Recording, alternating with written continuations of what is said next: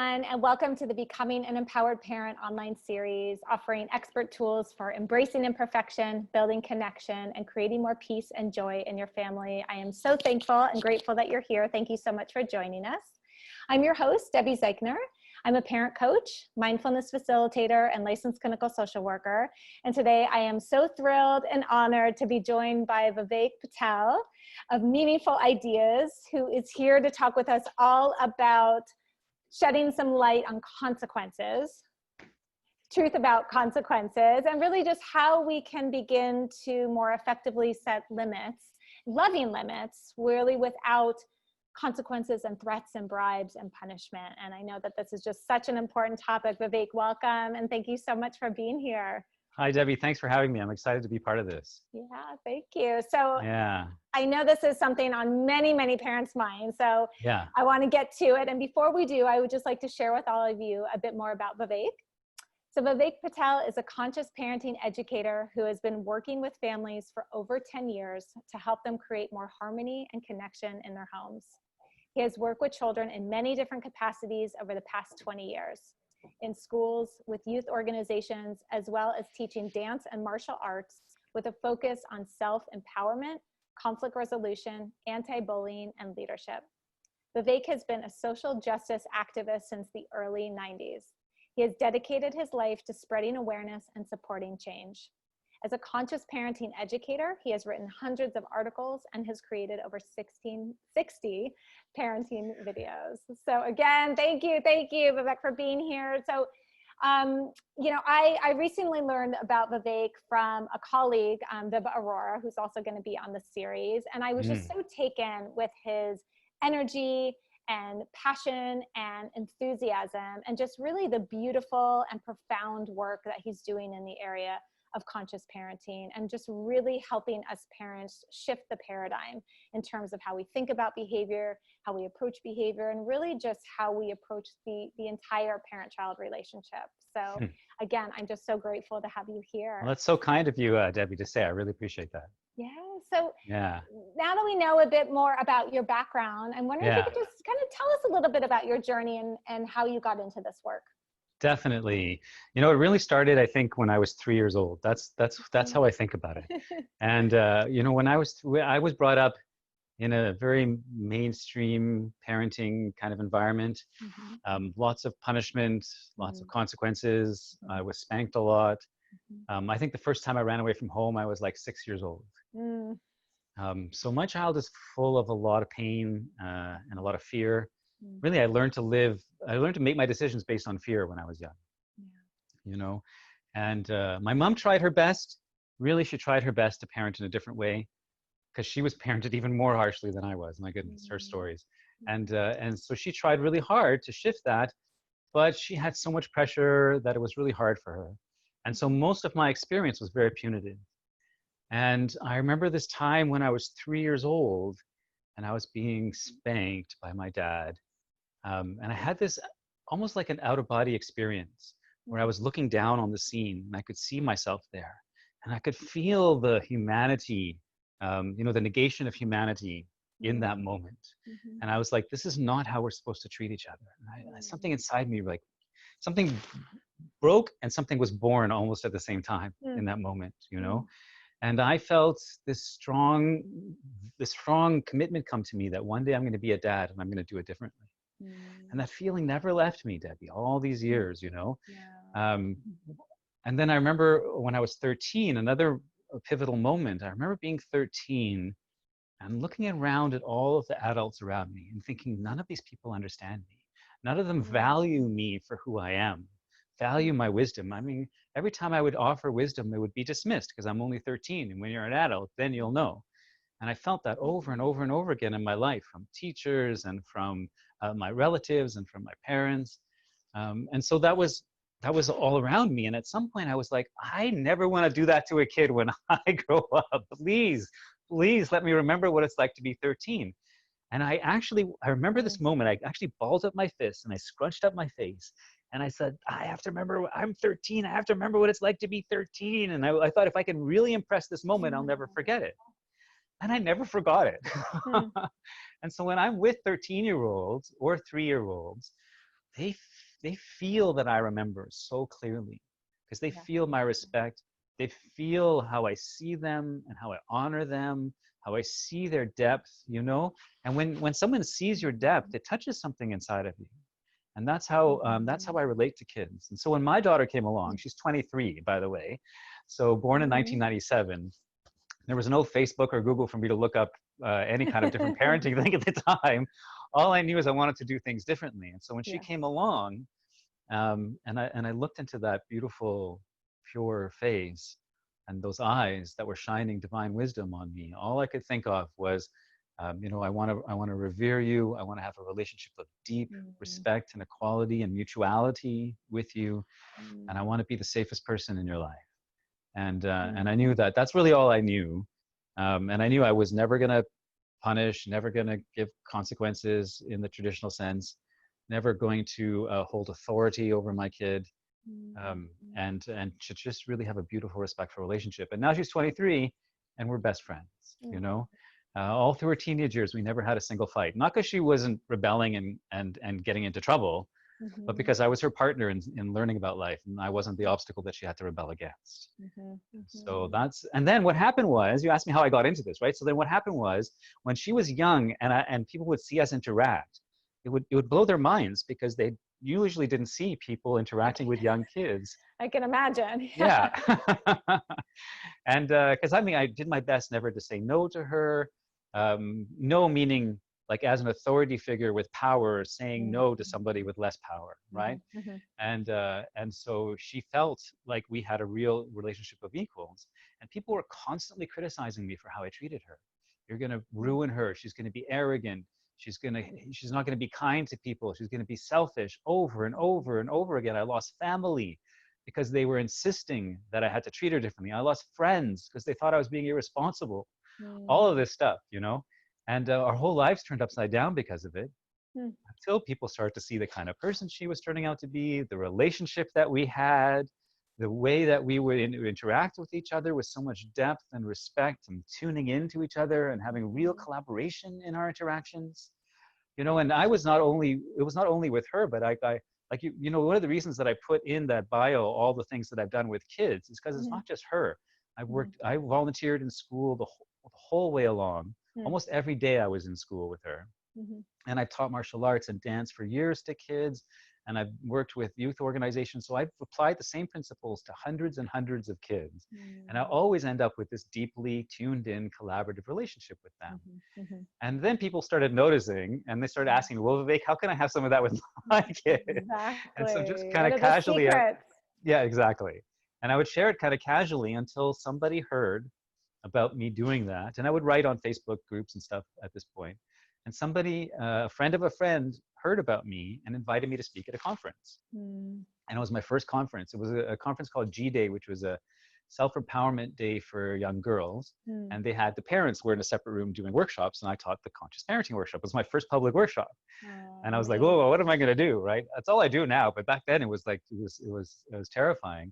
But from that, it just like I put the video up right away. If you check out my YouTube Meaningful Ideas, you'll see the very first video is that workshop. And after that, it just kind of snowballed from there. People were inviting me to do that. I got invited to be on the admin team of the Facebook group that I admin, which is Gentle Parents Unite, we just crossed 54,000 members. So it's a really big group.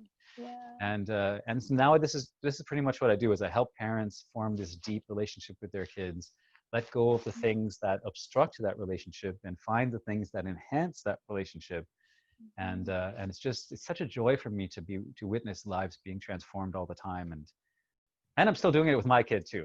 I'm teaching it, but I'm in it and living it at the same time. Yeah. Oh my God. That's such a beautiful story, Vivek. Thank you so much for sharing that. And it comes from such a place of knowing, right? Comes from that deep, profound place of just knowing that you wanted something different. And I think just to even know that at such a young age, I mean, that's incredibly powerful. And how lucky is your daughter? Oh my God. Yeah. Amazing. I love that. So thank you so much for sharing that. And now we all get to benefit from your wisdom and your insight. So thank you. So, you know, I'm a definition girl, and I always like to start off with with definitions, just so that Yeah. everybody gets on the same page and we have a shared understanding. And I love the work that you're doing in the area of conscious parenting. And I'm wondering if you could Thank just you. share with us, what, in general, what conscious parenting is all about. For sure. There's something that I call the non-coercive collaborative mindset. I love acronyms, by the way. Acronyms are one of my favorite things. And the acronym is NCCM. So I talk about the NCCM a lot. The non-coercive collaborative mindsets. The non-coercive part is where we don't use force, manipulation, threats, or bribes of any kind to work with our children. Really, in my preference, to work with anybody, because the values that I share with in my parenting are the ones that I want to walk through the world with, and I want to reflect in the world. But talking about parenting specifically, I do my best not to use any coercion with my kids. And so conscious parenting is really about how can you find a way to work with your kid in a way that's collaborative. So collaborative is the second part of it. So I call it the don't do and the do. The don't do is the coercion, and the do is the collaboration. And so I work really hard at thinking about that. Like, how can we remove the force and the coercion and the hierarchical power structure from our relationship? And how can we incorporate deep communication, deep collaboration, deep seeing and tuning into the needs and the feelings and the deep humanity, our souls, our hearts, our connectedness, how can we make that the focus of our parenting? And I say that my parenting mantra is relationship first. That if we can focus, make our decisions largely based on, are we enhancing and deepening the trust and connection in our relationship? Or are we doing something for some other reason that maybe society has made us feel is important, but it's actually damaging that relationship? And so for me, that's really, it's a paradigm shift to put relationship first, and to think of our kids as completely full human beings, a lot of that with autonomy and consent and deep feelings and deep desires, and to really honor that. It was just I think about a month ago, my mother, I spoke about my mother before. My mother and I are best friends now. Largely because she has made great efforts to learn and shift and change. And so we talk every day. And my mother is also brilliant and powerful, and she does workshops in prisons. Wow. Self-empowerment workshops in prisons. Yeah. Amazing. And she's an amazing being, and she takes all the stuff that she's learned throughout her life and she offers it to these guys. And so for like 8 years, she's been doing that every single week. And I'm her assistant, and I go in as a guest speaker. And so we have this really deep relationship. And on the way home from that one day, about a month and a half, well, I guess it's longer now because we've been indoors for 2 months now, right? So, but before the isolation started, I was bringing her home one day, and a neighbor came out of the apartment from next door, and he had his 5-month-old baby in his arms. Such a bundle of cuteness. Oh my goodness. So of course, like magnets, my mom and I went over there. And we were like cooing and oohing and awing at this 5-month-old. And the dad said, and he kind of knew us because they've been neighbors for a while. And he said, would you like to hold her? So he gave her to my mom, gave the little one to my mom. My mom was cooing and playing with the baby, and the baby was like, whatever. He gave her back to the dad, and then said to me, would you like to hold her? And I said, yeah, I would, but let me ask her consent first. And he was like, what? It was a 5-month-old. And I went to this little 5-month-old. I'll never forget this moment. I went to this little 5-month-old and I held out my hands and I said, would you like to come to me? And 100%, a 5-month-old already knows what that means, because all adults are doing that. I mean, my mom just did it, right? So we all know what a 5-month-old, she knows what it means. And she did this. She went like that. She kind of pulled away just that much.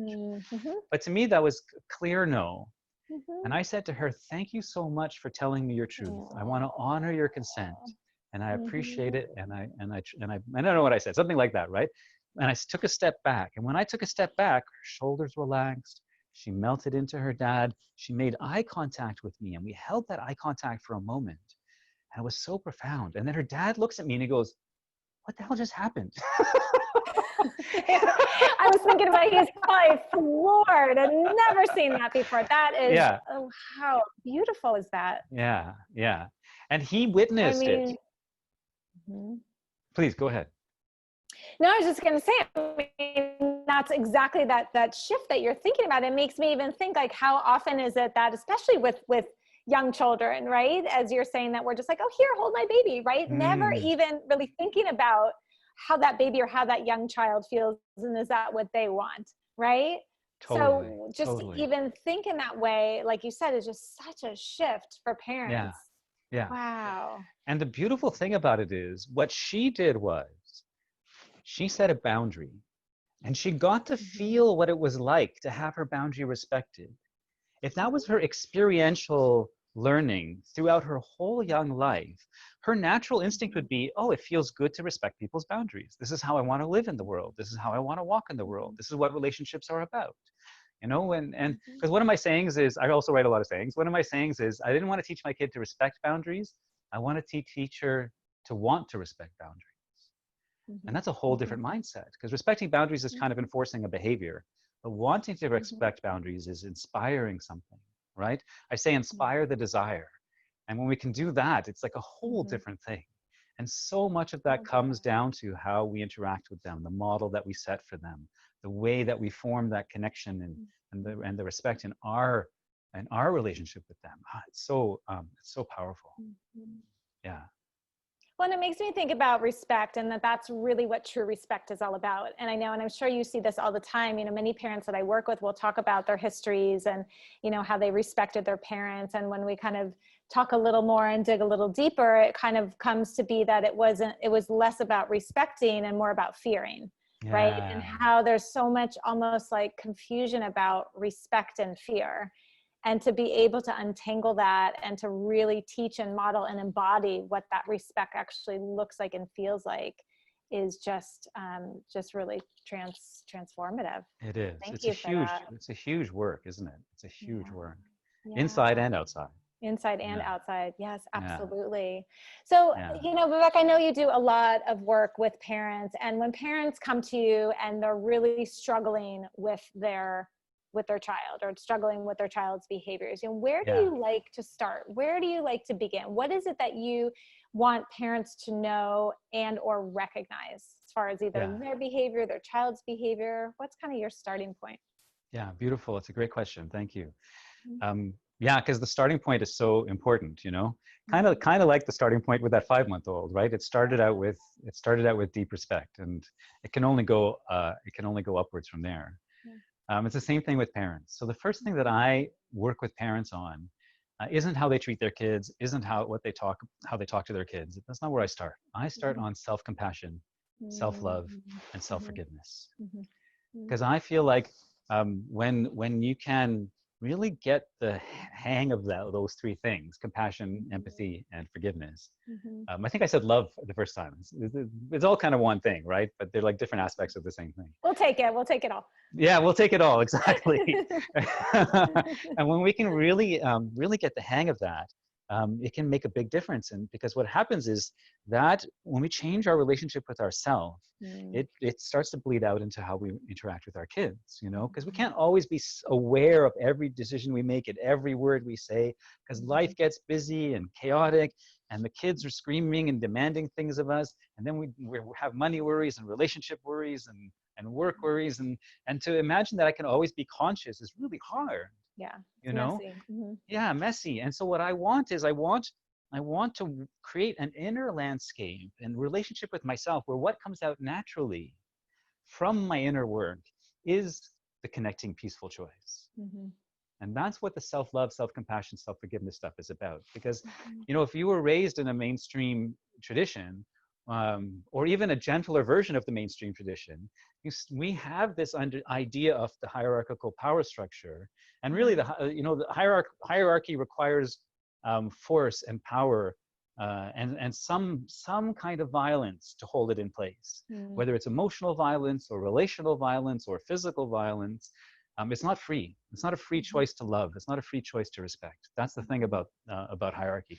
It's different when you give somebody respect and you want to know what they have to say and you trust their wisdom and you give them a sense Mhm. of authority. Like my martial art teachers, the ones that are like just brilliant and have changed my life. I respect them deeply, Mhm. not because they've told me to, Mhm.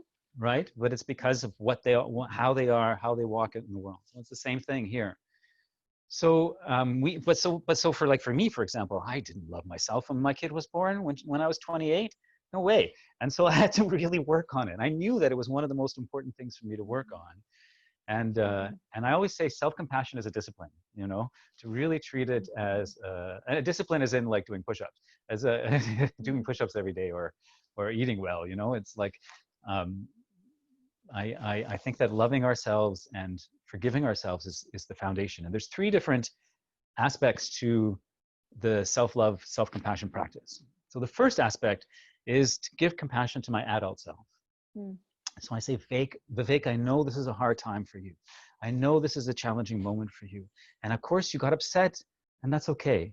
You're struggling, and that's okay. It's okay, man. It's okay. You know, and I hold myself in that, and I give myself that kind of empathy. And you can see even the tone of my voice change when I did that, because I'm feeling it. It's not just the words, right? It takes some practice to get there, but that's really beautiful. The second one is to do it to your inner child. And it can be the 3-year-old, it can be the 13-year-old, it can be and sometimes it changes depending on who it is. But I often will actually hold little Vivek in my arms like this. And I actually make this shape with my hands as if I'm holding him. And I look into his eyes. And I say, you're safe with me now, little one. You're safe. I'm here to protect you. I'm here to nourish you. You're no longer in danger. I accept you as you are. I accept you not in spite of your mistakes, but including your mistakes. You can do no wrong in my eyes. And do no wrong doesn't mean that we're not going to learn together. But do no wrong means I see you, regardless of your behavior. I see the human in you underneath, right? And so then I say that to little Vivek as well. And then the third one, so the first is giving compassion to the adult Vivek. The second is giving compassion to little Vivek. And the third one is receiving it. Because when I'm saying it, I'm doing it. But then what I'll do is I'll close my eyes and I'll imagine that someone's saying it to me right after I said it. So I'll say, Vivek, you're trying really hard. You made a mistake, but that's okay because your stuff came out and that's natural. It happens to lots of people. And I still love you as you are, you know. And then I'll close my eyes and I'll hear it. And I'll hear myself saying it and I'll take it in. And I'll let it land inside of me.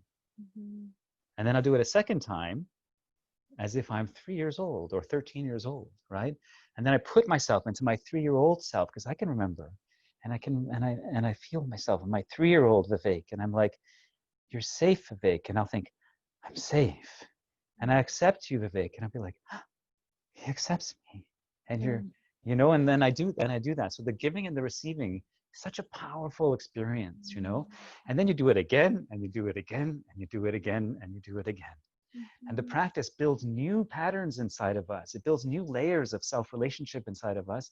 And there's no way for that not to leak out onto our children at that point. You know, and so that's where I start. I always start with that because it's so powerful. And from that perspective, we can set really conscious parenting priorities, principles, and values. Because a lot of the time we're just parenting by whatever happens. And we make decisions in the moment based on kind of like what we think maybe we should do. But to have really strong principles that we operate from, to really know what our values are, like my value of non-coercion, of collaboration, you know, of mutuality, of respect. I have these strong values. And so then I set priorities based on that. And when you have a structure like that that you're really clear on, and it's one of the things I help parents with is creating that structure, understanding their own values and setting their own priorities and really having confidence in their priorities so they can operate from that place. Then when they make decisions, it's actually not hard to figure it out. Well, what decision, like one of my priorities is relationship first. So in this situation, which decision is going to enhance my relationship? Which one is going to degrade it? You know, so priorities, principles, and values, I think, are really, really powerful, really important. It's like a process of reparenting ourselves, right? I mean, and the way in which you describe it, it's funny because I think that inner critic that becomes so relentless, right? And how we tend to live by that rather than ever stopping to question it, right? Stopping to look at it. And that's oftentimes a really difficult process, can be a painful process. And yet, as you're describing it, it's truly what liberates us and truly transforms that relationship that we have first with ourselves and then with our child. And like you're describing, it's an embodied practice, right? It's an embodied experience that our kids really feel. And as I was saying, I feel like so much of it goes back to just this process of reparenting, right? Would Yeah, you for agree? sure. Oh, Yeah. 100%, Yeah. 100%. It's so important. It's so important because, excuse me, it's so important because the voice of our parents are always in there, Yeah. influencing us. Yeah. And so when we can shift that relationship to one of real like seeing and compassion and understanding it, it shifts everything. It's And I'm just still working everything. on it. I mean, I've been doing it for 30 years. I'm still working on it every day, Yeah. you know. Yeah. It's a commitment to a lifelong process, really. Yeah, it is. It's such a practice. Yeah. That's the thing about self-compassion. Yeah. Oh, thank you for Yeah. sharing that. So it makes me kind of think about weaving into, today we're talking about consequences and the Mm, truth about consequences. So let's go there. mm, And I'd love yeah, if you could share with us your views on consequences, and really also in particular, the impact that these consequences have on a child and on that parent-child relationship. for sure. Thank you. Um, yeah, it's intense. It's intense because consequences, and understanding consequences is, when we say it, we mean imposed consequences. Mm-hmm. Some people call them logical consequences. And the idea behind, and the reason I mentioned that is because a lot of the time when I talk about consequences, parents will say, "Oh, but natural consequences are okay." And kind of, but I think it's easy to use natural consequences in a coercive way as well if we're not really careful. Mm-hmm. Mm-hmm. Like Mm-hmm. oh, you forgot your jacket, so the consequence is you're now going to be cold. Now, hopefully, you learn your lesson. And that's not enjoyable for anybody to hear that. Right. So I think there's a relational imposed consequence and an emotional imposed consequence in that situation. So consequences is when we and the whole what can I say? The whole spectrum of consequences is punishments and Mm-hmm. consequences and also rewards are fit into the same category. They're kind of two sides of the same coin Mm-hmm. because they're all about how can we make a person feel worse so they'll want to avoid the feeling of feeling bad, so they'll change their behavior and fall in line with the expectations that we have. Mm-hmm. And with rewards, it's the opposite. How can we make them not want to feel the pain of not getting the reward, so they'll try and get the reward, and then they'll fall in line with the expectations that we have. Mm-hmm. So there's like so many issues with that cause a disconnection between the parent and the child. And because I often think about if somebody treated me that way, if somebody said, well, I want to get Vivek to do this, like my partner or my close friend, somebody Mm-hmm. that I have a lot of deep trust and Mm-hmm. intimacy with and vulnerability with. Mm-hmm. If I think of someone saying, well, let's see, if I use my power to take Vivek's iPod away, hoping that he's going to do the dishes more often, it's not going to inspire me to do the dishes. Right. And if I do the dishes to get that iPod, I'm not doing the dishes because I care about the other person's experience. And so a lot of the time, consequences are teaching the opposite of what we want to teach. Mm-hmm. And this is one of the real issues with it. We give consequences for all sorts of things. Parents give consequences for all sorts of things. Like a kid doesn't want to brush their teeth, for example. And the consequence might be, if you don't brush your teeth, there's not going to be time for story later. Mm-hmm. So you're not actually teaching them to want to brush their teeth in that case. You may make them afraid of missing the story, and you're not teaching them anything about brushing teeth. And one of my sayings is, the question isn't how do I get my kid to brush their teeth? The question is how do I get my kid to love their teeth? And it's a whole different way of looking at It's it. a whole different, it's a whole shift. Yeah, It's a yeah, whole it's a shift. whole shift. And that same principle can apply to every aspect of life, Mm-hmm. Like I say, respect is caring about, respect comes from caring about other people, not from being afraid of what will happen if you don't. Mm-hmm. And so one of the things about consequences, the whole system of consequences, like I mentioned before, is in order to impose a consequence, I need to have some kind of power over you in order to do it. Mm-hmm. I still remember the day that I realized my dad couldn't hit me anymore. Mm. And I was like, I stood up all of a sudden. Like I had been living like this, and suddenly I was like this. And I was like, just try it, buddy. My dad passed away like 4 months ago. So respect to him. Mm-hmm. I've gone through like a deep, thank you. I've gone through a deep, last couple of years, I would say I've gone through a deep forgiveness process with him. Mm. And when he died, I feel like he really felt like I loved him and forgiven him. And I didn't want him to leave feeling like I didn't. I didn't think he would ever really be able to process what happened in my childhood. So I thought I'm just going to have to deal with that on my own. And I want to make a beautiful. So I don't want to talk bad about my dad.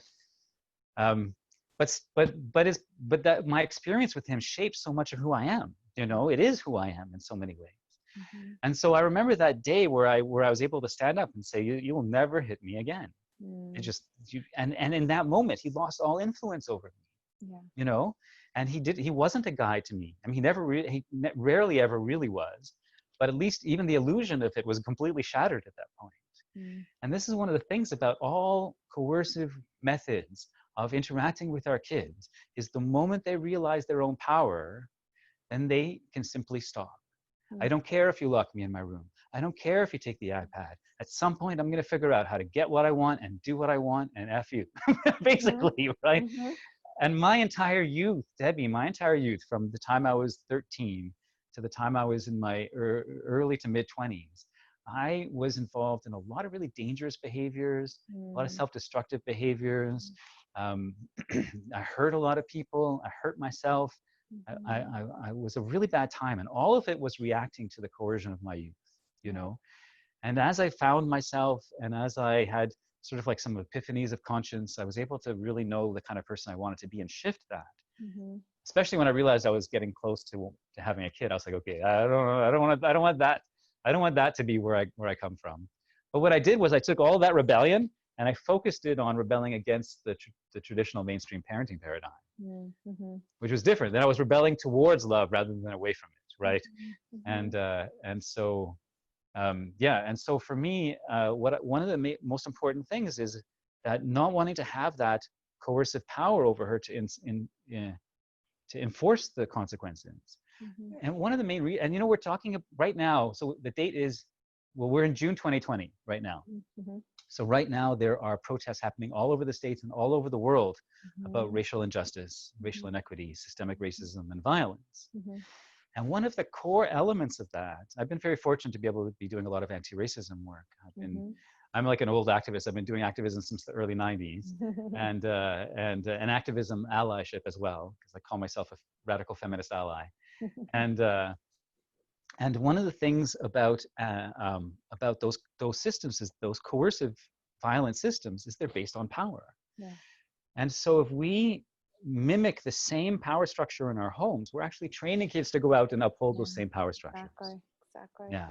And yet we don't recognize that at the time, right? Because we want our child to eat the broccoli, or we want our child to get in the bath, or, you know, it seems so far away. And yet, like you said, it's like training ground. Yeah.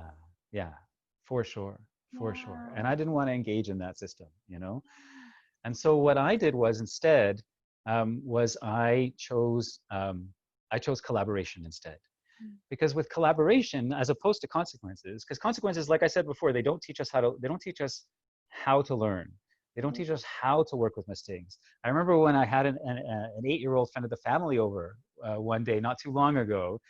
She had spilt some juice on the floor and immediately got afraid. She was looking at us, like, what's going to happen, right? And we were like, what's up, kiddo? And she goes, I spilled juice. And we're like, hey, that's awesome. Look at the design it made on the floor. It's so pretty. And she's like, what planet are you from, Vivek? I'm saying, I'm serious. Let's draw it. And we got down on the floor and we were drawing with a little bit. And then she was like, okay, I'll clean it up. And I said, no, I'll do it, or I'll help you. Let's do it together. She goes, no, I'll do it. I'm supposed to do it. So she had this whole sense of, other people might call it responsibility, but for me, I could feel the pain behind all of it, right? So I said to her, you know, kiddo, it's just a mistake. Do you know what mistakes are for? And she goes like this. She goes, to learn from. So defeated, right? Just, oh, no. And I asked her, do you know how to learn from mistakes? And she goes, well, no. And I said, see, that's the thing, right? Even if we tell kids that mistakes are for learning, if we're not in the mess of the mistake with them, and they trust us to be in there with them, knowing that we're not going to hold this power and use any of those things against them, which makes them pull away from us. If we can get right in there with them, then we can show them how to learn from mistakes. We can be together as we learn together with the mistakes. And then that process creates this learning mindset, the self-evaluative, self-reflective mindset. You know, the other day I was giving a workshop and I asked my kid, what do you think, a workshop on teens. And I asked my kid, what do you think is the most important thing parents can teach their kids to help them be teenagers? And she said, teach them to self-reflect. I Mm-hmm. didn't expect that answer from her, you know? Wow. Yeah. But that's Mm-hmm. one of the things that we always focused on. And Mm-hmm. you can't do that from a position of force. You can't No. force someone to self-reflect, right? Mm. So No. what suggestions do you have? Like, what's like what are some ways in which you know, because so many parents, as we know, you know, they want to guide, you know, probably deep down, they want to guide their children in terms Yeah. of getting their needs met and getting their needs met appropriately. So when it comes to, so if we're not using consequences, what sort of suggestions do you have for parents as far as how they can set those limits in a loving and respectful way? Yeah, sure. It's really important. It's an important question because in any relationship, we're always setting limits. Yeah. You know, Mm-hmm. like you and I are doing this podcast, and you told me at the beginning, Vivek, we want to stop at around 40 minutes. That's a limit, right? And Mm-hmm. I asked you why, and you explained it to me, and we had a Mm-hmm. dialogue about it. You know, Mm-hmm. it wasn't coercive. We actually were able to dialogue about it. But all human relationships, especially healthy human relationships, Mm-hmm. respectful human relationships, have limits in them. Mm-hmm. Limits are a beautiful thing. They're Mm-hmm. empowering, they're connecting, they're respectful. I love limits, which is Mm-hmm. which is strange coming from someone like me who was always telling parents not to set limits.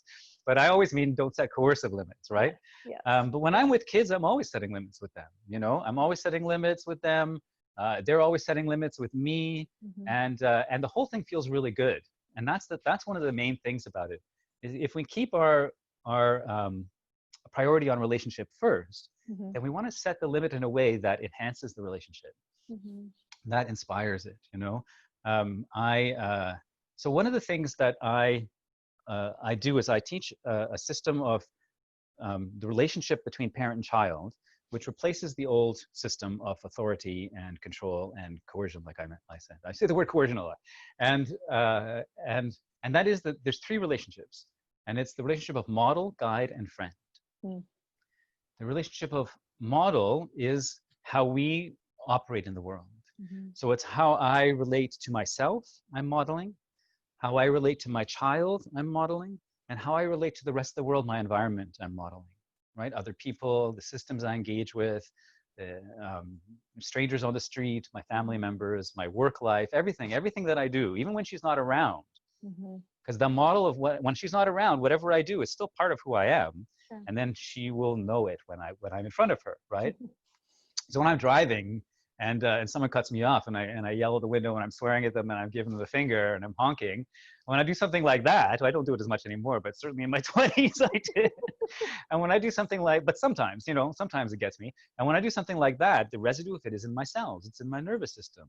100% it affects her, right? So my modeling is really important. That's one thing. I'm kind of laying the foundation to answer the question before I get to the actual question. The second is the guiding relationship. The guiding relationship is there's two parts to it. One is creating a relationship where our kids want our guidance and trust our guidance. Mm-hmm. You know, that's the main thing, is setting that foundation of our guidance feeling like something that when we have our blah, blah, when we have our opportunity to guide our children and we offer them wisdom, that they know experientially that it uplifts them. Mm-hmm. It's not calling them wrong and telling them they're bad, but it actually increases the quality of their life. It increases the quality of their relationships. It increases their ability to get their needs met. Like, it increases the quality of their life. This is a beautiful thing. I mean, that's what a guide should do, really. You know, otherwise you should find a different guide. And then the second part of it is how we offer the wisdom. We offer it in a way, like I said, that's empowering and that's connecting and that doesn't have wrongness. Mm-hmm. And the third relationship is friend. It's model, guide, and friend. And you often hear parents say, "Look, I'm your parent, not your friend." Mm-hmm. And I used to, in the old days, I used to say, "I'm my parent's friend, I'm my kid's friend only." But in fact, I found that you know, the model, guide, friend relationship, it rounds it out. The parts that are missing from one are compensated with the other. And the Mm-hmm. friend relationship is the one of deep human connection, of really seeing the other person, of Mm-hmm. valuing their needs equal to your own. Mm-hmm. And this is hard for parents. So when we have to set a limit with our kid, laying that foundation of relationship is actually the first step. Mm-hmm. So it's almost like we're creating this big foundation that that supports the times that we need to set limits with our kids. Mm-hmm. That way, when we do set it, they trust that there's a good reason behind it. Mm-hmm. You know, a lot, just telling them the reason, which I call no because. No because doesn't really work, right? Because the no stops the brain, Right. and it feels, and then they want to fight or they want to withdraw. You know, and I say there's three reactions to coercion. It's resistance, compliance, and distance. Mm. And none of those three are genuine relationship Mm-hmm. or deep respect and deep listening. Mm-hmm. So that's the first thing, setting the foundation. Second, when we actually want to set a limit, one of the most important things is to really run that limit through our priorities, principles, and values, the filter of our priorities, principles, and values. Is this limit really necessary? Is it something that's going to uplift my child and uplift our relationship and connect our relationship? Or is it something that I just think needs to happen in this moment, right? Like toothbrushing is such a great example, because setting a limit on toothbrushing doesn't actually teach them to want to brush their teeth and to make it a lifelong habit, and we work against ourselves with it. Mm-hmm. So we really want to think deeply about, is this limit really going to teach something that's going to be nourishing for them and give them power and give them empowerment through their whole lives? If not, then let me engage with the issue. It doesn't mean you don't engage with the issue. You know, we want to engage with the issue in a different way, through education, through connection, through, you know, like, and education just doesn't mean a lecture only, but it also means like talking about the teeth in a really joyful way throughout our lives, pointing out things that teeth do. Hey, look at that person eating that banana. That's, you know what, how they're buying the banana? With their teeth. Oh my goodness. You know, and you make teeth and like buy toothbrushes and have toothbrushes all around the house and make decorations and things with toothbrushes. So the toothbrush has a friendly atmosphere to it. Like there's lots of ways for us to work with kids, to do artwork with toothpaste and toothbrush on the mirror in the bathroom. Every time that the kid goes in there, they're drawing pictures with toothpaste and toothpaste, and it has a different association all of a sudden. It's not the scary association that there's lots of ways to work with things that aren't setting limits. And sometimes we want to set a limit, right? Sometimes, like for example, if my 5-year-old wants to drive the car, I am not going to let her drive the car, no matter how much she pleases me. I actually, when I was driving in the driveway, I would let her sit on my lap and steer the car. But I mean, like that's different. I wouldn't actually let her drive the car. Right. If she's running around the house with a razor blade between her teeth, I'm going to stomp her from that, right? If she's hitting somebody else, I'm going to stomp her from that, because I don't want her to hit someone. So there are different ways that we need to set, different times we need to set limits, and we each have to feel in our own selves, listening to our intuition, thinking about our values, and we have to decide which are the limits that we really want to keep and which are the ones that we're willing to let go for the sake of our relationship. And that is a hard journey. For me, that journey is, I'm always pushing that journey towards relationship and away from coercion. It's really important. So then we come upon a situation where we do want to set the limit and we do feel confident. Yes, this is a limit I want to set. It's raining outside. My kid is sick. I don't want them to get more sick and they're susceptible. Maybe they have some kind of compromised immune system, or maybe they've just been sick for 3 days and it's freezing outside and they want to play outside. And I really don't think this is the time for them to play outside. Something like that. I'm just imagining what kind of limits you might want to set. But you finally realize that in your heart, you have peace with it. It's not a conflict. It's not coercion. And you know this is really the best thing in this moment. And you can see I spent a lot of time doing the inner work first before I ever get to the outer work stuff, right? It's so important to me because then we're really in integrity. So then at that point, the things that I find are the most important for setting limits are validation, empathy, and connection. So validation is validating the desire that the child has, the need that they have, they're trying to express. You know, like if a kid wants to play with a knife because they've seen me cut things and it's fun to cut with things, I'll validate that experience. Like, wow, the knife is shiny and it's exciting. And you've seen me cut things and cutting is kind of cool. It is really a cool thing to do. Wow, it's so interesting. I'm so glad that you're expressing yourself that way. I'm validating you so much. I wouldn't say that, but that's what I'm doing, right? I want them to know that I don't think their expression is wrong. I don't think they're bad for having that curiosity. In fact, I think they are the most wonderful thing I've ever seen in the whole world at this moment.